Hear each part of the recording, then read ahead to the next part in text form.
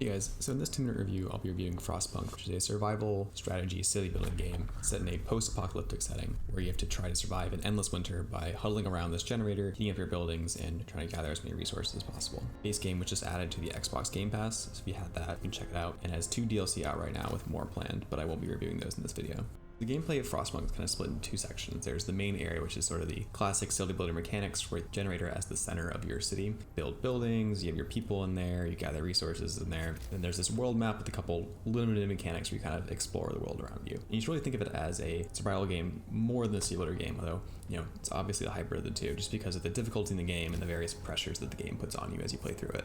There are 4 snares that you can play in the game, in the base game. There's one that's the main story, and the rest are a little bit shorter that explore some different elements of the tragedy or some different settlements around. There's also an endless mode that you can play if you're just looking for that classic kind of survival, last as long as you can kind of gameplay. All these snares are set in the same world, but each of them have different goals, different focuses, and slightly different stories. So there's a really good way of adding replayability, sort of fleshing out the story of what's happening in this world. There's also a tech tree and a code of laws, which you can kind of think of as a civics tree. And the code of laws involves a lot of making some hard choices. So do you want to allow amputations? Do you want to allow child labor? Do you want your kids to not have to work?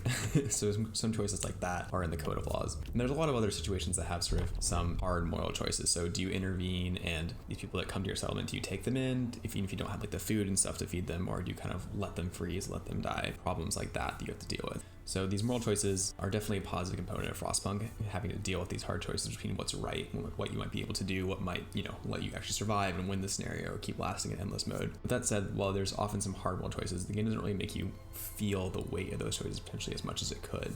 The game is harder than I expected. On my first run, I actually failed.